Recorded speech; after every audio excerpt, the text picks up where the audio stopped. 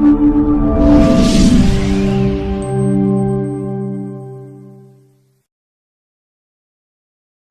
ninaunga mkono maneno ya parliamentary system of government.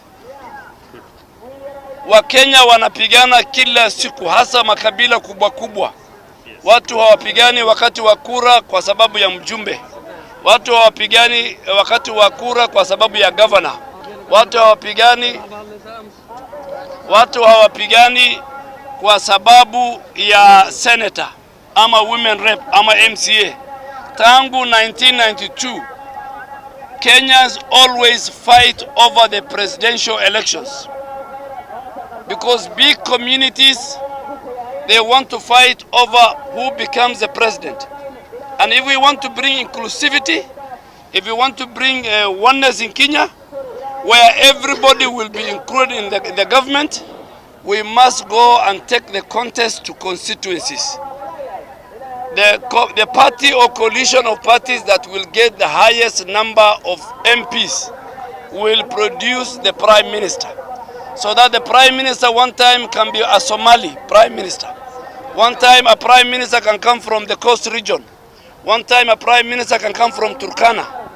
If we don't go that route, then the question of inclusivity is a fallacy. It doesn't work.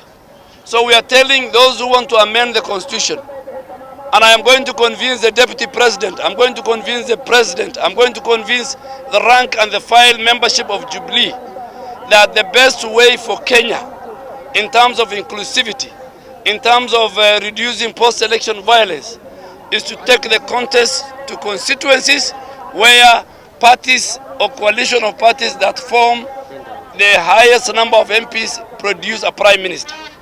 This other idea of saying, let us share positions. Even if you create a deputy prime minister, even if you create a less powerful prime minister, even if you create a chief minister, the party that wins again will take all those positions. So it becomes again the element of winner takes it all. Secondly, once we make a parliamentary system, then we make a very powerful leader of the opposition who sits also in parliament, who rallies his troops from parliament. And countries like Ethiopia, where there is complex ethnic configuration, have opted to go parliamentary system. Unless you are talking about an inclusivity which is not genuine.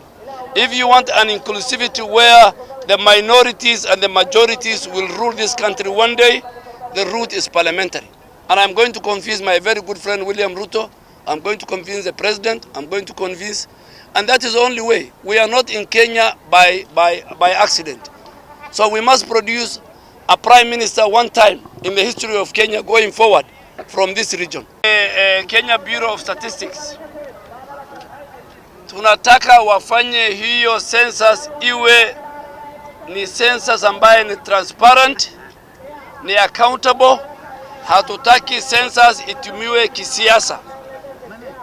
Hatutaki census itumiwe kisiasa kuhujumu wa makabila zingine, kuhujumu certain regions. We want the census to be conducted in a more professional, transparent way.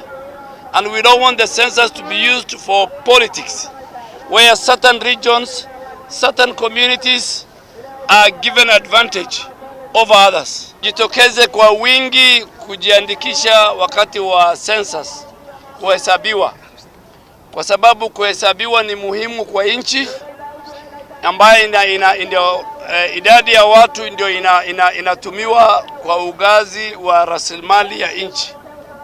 Tunatumia census for resource distribution, tunatumia census for policy makers to make a development agenda for our country.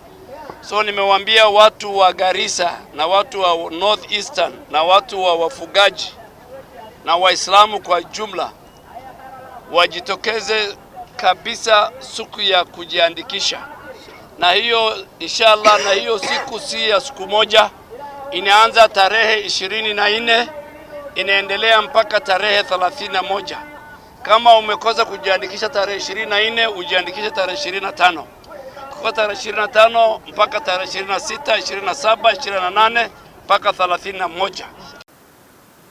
dadka dhalinyarta hadda soo kacay aad bay uga fiican yihiin dadka reer miyiga ee reer baadiyaha iyo dadka tabarta yar ee masaakiinta dadkaasi aad baa خير الله ينزل المجال كويس تجاه حافظان هذا داخل المجال هو يعطي تاوكو سبوي كم أركيز بدارجي ذكر أبي أوي بحي خير الله يسموه سيدا موجود مركع خير الله